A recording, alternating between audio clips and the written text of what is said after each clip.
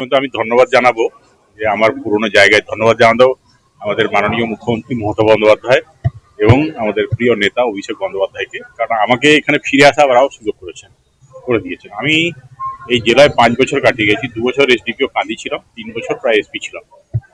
তো বিভিন্ন জায়গায় ঘুরেছি। সেই সময় খুব দুর্বৃত্তের বাস ছিল, আপনারা জানেন। হেরোইন তৈরি হতো, স্মাগলিং হতো, ক্যাটল স্মাগলিং হতো, মার্ডার সিন্ডিকেট ছিল, তারপরে প্রচুর খুন ডাকাতি রাহাজানি সমস্ত হতো। তো আমাকে খুব কঠিন কড়া অ্যাকশন নিতে হয়েছিল এক সময়, পুলিশ অফিসার হিসেবে, এসপি হিসাবে অ্যাকশন নিতে হয়েছিল। তো আমার এখনো একটা থ্রেট পারসেপশন থেকে গেছে। সেটাই আমি এসপিকে জানালাম, যাতে আমাকে সিকিউরিটি প্রোভাইড করা হয়, যাতে আমি কমফোর্টেবলি এই যেটা ডোমকল অ্যাসেম্বলি কনস্টিটুয়েন্সি আছে 75, সেখানে যাতে আমি ফ্রিলি আমার প্রচার প্রচারণা করতে পারি। এর জন্য আমাকে সিকিউরিটি প্রোভাইড করার জন্য আমি এসপি স্যারের সঙ্গে দেখা করলাম। ভালোই লাগছে। আমরা তো কর্মী, আমাদের নেত্রী মমতা বন্দ্যোপাধ্যায় বা অভিষেক বন্দ্যোপাধ্যায় নেতা, তারা যেখানে আমাকে পাঠাবেন সেখানেই আমি চলে আসবো। আমাদেরকে হচ্ছে লড়াইয়ে নামিয়েছেন। অ্যাকচুয়ালি তো সবটাই উনি সব জায়গাতে উনার এটা রয়েছে আর কি, প্রভাবটা বা উনার যে প্রতিপত্তি বা উনার যে সরকার চালানোর যে দক্ষতা আর কি রয়েছেন। এবং আমি এখানে আমার জয়ের ব্যাপারে আমি 100% নিশ্চিত।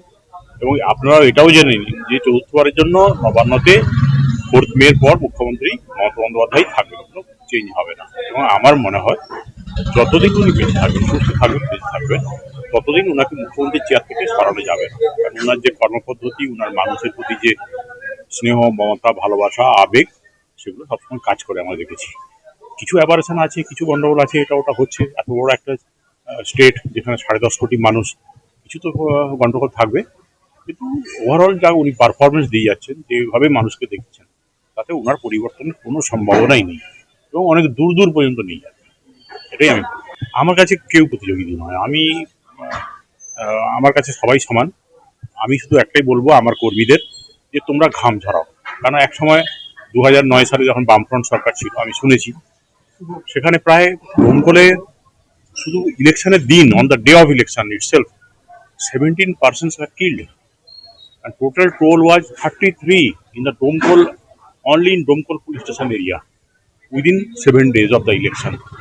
বাট আমি যখন 2013 এখানে যখন আমি ইলেকশন করাই, পঞ্চায়েত ইলেকশন, এবং 2014 যখন আমি লোকসভা ইলেকশন করাই, আমার সময় কিন্তু কোনো মার্ডার ডোমকলে হয়নি। বেলডাঙ্গায় একটা মার্ডার হয়েছিল।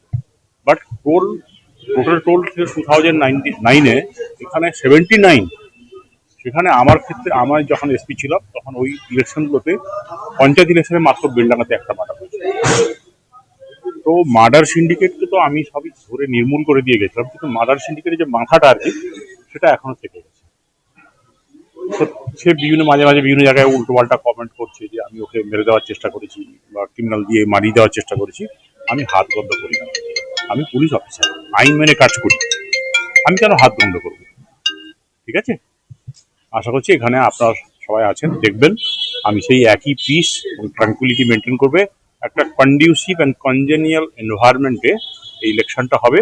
এবং তৃণমূল প্রার্থীরা যেখানেই আছে, মুর্শিদাবাদে, গোটা মুর্শিদাবাদ জেলা জুড়ে নয়, পশ্চিমবাংলা জুড়ে সবাই একে একে করে জিতে আসবে। সেটাকে পাবে, যেটা পেতে হয় সেটা পাবে। জিতবো আমরা, মুখ্যমন্ত্রী আবার মমতা বন্দ্যোপাধ্যায়। থ্যাংক ইউ, নমস্কার।